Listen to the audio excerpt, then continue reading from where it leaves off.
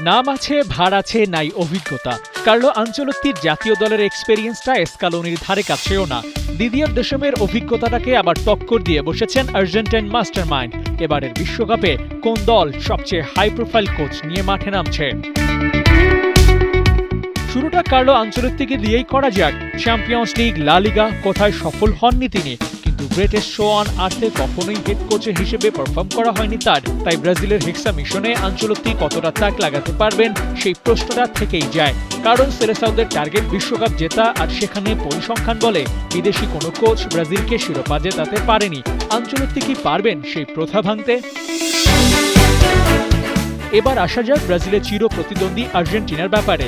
প্রথমবার বিশ্বকাপে কোচিং করিয়ে দলকে শিরোপা দিয়েছেন স্কালোনি। ডিফেন্ডিং চ্যাম্পিয়ন কোচ হিসেবে এবার সেরাদের দৌড়ে তারই এগিয়ে থাকার কথা।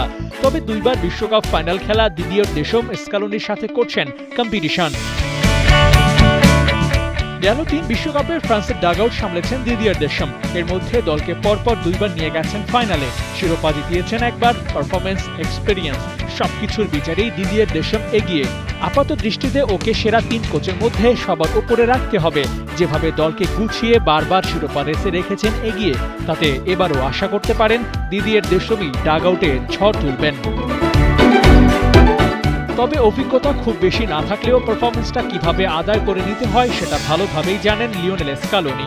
শিরোপা দেশমকে হারিয়েই ঘরে তুলেছিলেন তিনি। তাই স্কালোনির বিপক্ষে দেশমকে এগিয়ে রাখার সুযোগ নাই। সেরা দল আর সেরা কোচ দুটার লাক্সারিটাই পাচ্ছে আর্জেন্টিনা।